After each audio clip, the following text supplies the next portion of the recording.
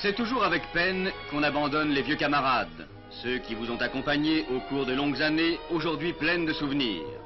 C'est toujours avec regret que le vieux soldat quitte la caserne aux murs nus, la cour pelée, et ces coups de clairon qui ont pendant des années rythmé sa vie. Vieux soldat, crois-tu que dans la nouvelle vie qui s'ouvre devant toi, tout cela t'abandonne? Loin de là. Dans ton pays, dans nombre de cas, l'administration t'a permis d'ouvrir un café mort, à moins qu'elle ne t'ait confié un de ses autres emplois qu'elle réserve pour récompenser les anciens militaires musulmans des services rendus à la patrie commune. Et là, chaque jour, avec les vieux amis retrouvés, on te rencontrera remémorant les anciens jours, la peine et la gloire des dures heures de l'armée. Comme toi, ceux que tu retrouves ici se souviennent. Ils furent, sinon au même lieu, du moins au même péril. Presque tous, tu les as vus après la campagne de Tunisie, sur les plages napolitaines en 1942. Presque tous, tu les as retrouvés au passage désormais célèbre du Garigliano. Celui-ci, il a pataugé à tes côtés dans la boue d'Italie. Ceux-là, ils ont fait partie avec toi de ce que les Alliés, devant nos mulets infatigables et leur mécanique rendue inutile par la montagne, ont nommé d'un mot drôle la Royal Vrel Force.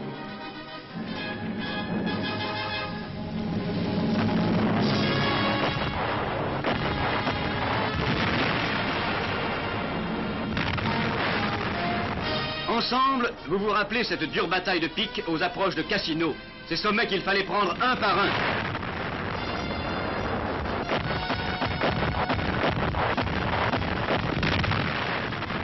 Sous les yeux du chef qui est aujourd'hui le maréchal Juin, notre compatriote algérien, cette formidable bataille dont les bruits ont rempli les échos du monde entier. N'importe où, aujourd'hui encore, on se tourne vers celui qui peut dire « J'étais à Cassino ». Ensemble, vous pouvez vous rappeler le grandiose défilé de Rome.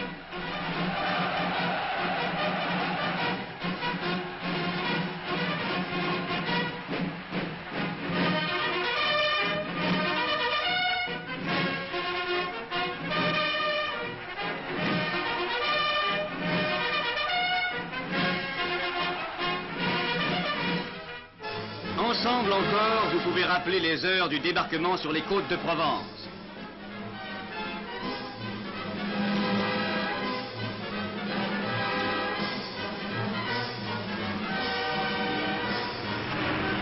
Vous pouvez rappeler cette extraordinaire traversée de la France à la poursuite d'un ennemi en fuite, mais aux réactions brutales.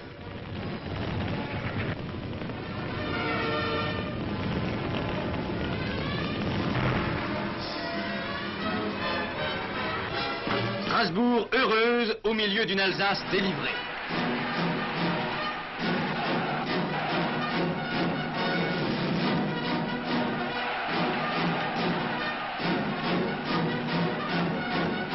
Et c'est là que le général Eisenhower salua vos drapeaux qu'avait entraîné le général Delattre.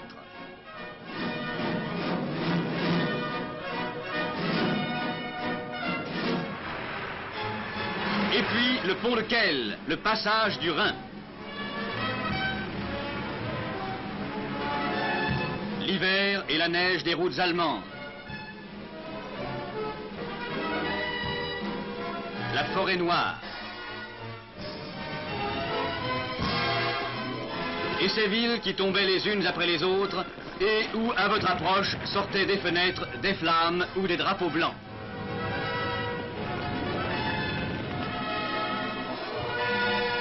C'était la victoire, chèrement disputée, chèrement gagnée, mais la victoire.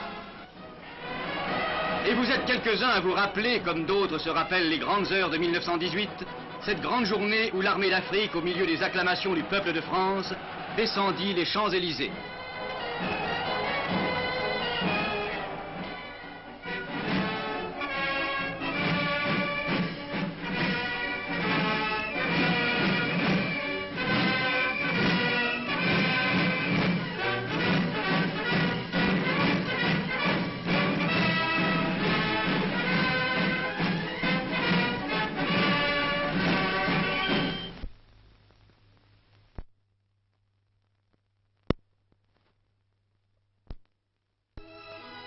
Les a-t-on oubliés, tes compagnons de peine et de gloire? N'ont-ils reçu pour récompense que le soleil des Champs-Élysées, Non, l'ancien soldat n'est pas seul dans la vie, et il n'est pas oublié. Justement, on vient d'apprendre qu'Ahmed, nommé Caïd au titre des anciens combattants, vient de recevoir la Légion d'honneur. Justement, l'ami qui revient d'Alger rapporte des nouvelles d'Ahmed, le grand blessé. Comme à chaque mutilé, l'administration lui assure gratuitement l'appareillage de prothèses nécessaires qui soulagent son infirmité.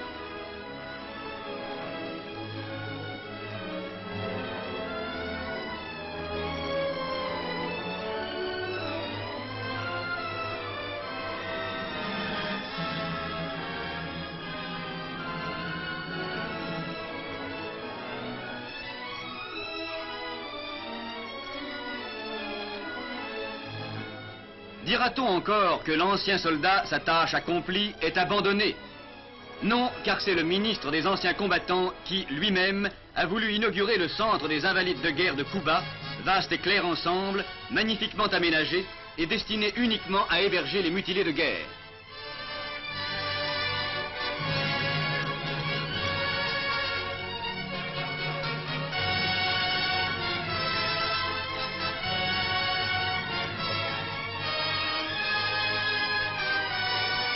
Mais on sait aussi que chaque mois s'ouvre dans un centre nouveau, un nouveau Dar el Askri, maison du soldat, lieu de rassemblement agréable et centre d'assistance matérielle et morale.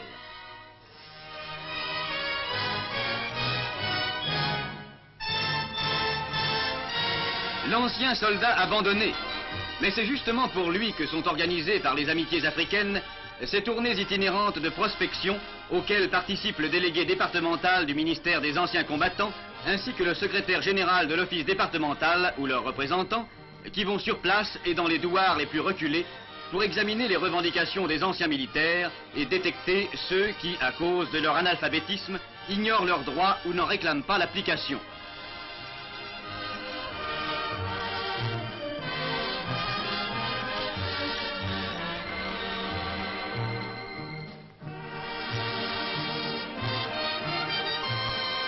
Quels problèmes déjà ces tournées n'ont-elles pas résolus? Quelles injustices involontaires n'ont-elles pas déjà réparées?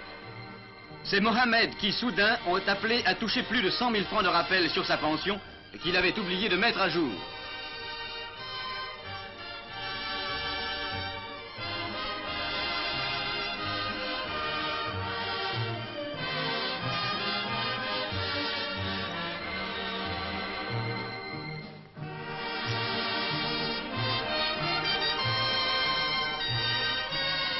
C'est le fils de Ramdan, mort des suites de ses blessures, qui vient d'être admis à l'école préparatoire nord-africaine de Koléa, où il va recevoir la meilleure instruction primaire d'abord, puis le plus approprié des enseignements techniques. Réservée aux fils d'anciens militaires ou anciens combattants musulmans, elle forme aujourd'hui ce qui sera demain l'une des élites du pays, au même titre que leurs pères le sont ou le furent. Belle jeunesse, à la fois studieuse et sportive, qui marche sur les traces de ses aînés.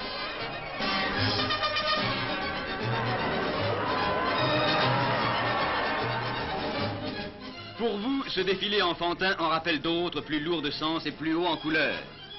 Camarade, tu étais, toi, à Constantine, quand défilèrent devant le président de la République plusieurs milliers d'anciens combattants.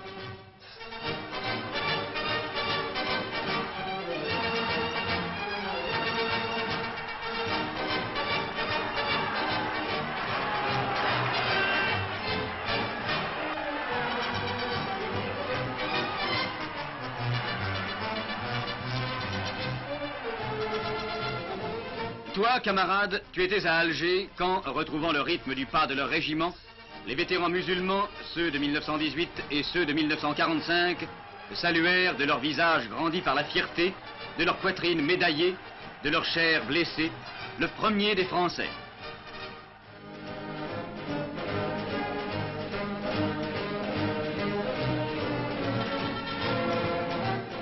Et toi, camarade, n'étais-tu pas dans le sud l'an dernier, quand les anciens soldats des tribus vinrent retremper leurs souvenirs communs, leur esprit commun, dans un commun mouvement de loyalisme?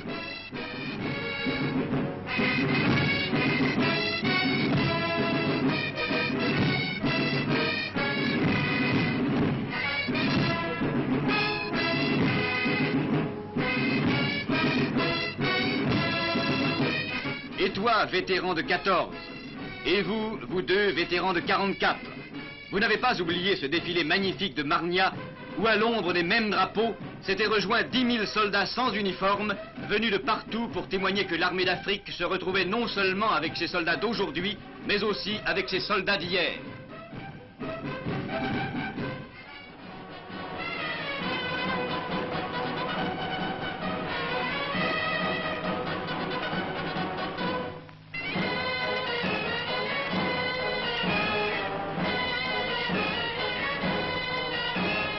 Car c'est le même esprit, aujourd'hui comme hier, à Constantine, à Alger, à Gardaïa, à Marnia, qui unit ceux qui portèrent l'uniforme. Les uns et les autres, ils savent qu'au service de leur pays, la France, ils ne disparaissent jamais de son souci et de sa sollicitude. Et que même après les années de leur service, ils sont toujours pour le pays, comme pour nous, comme pour eux, les soldats de la France.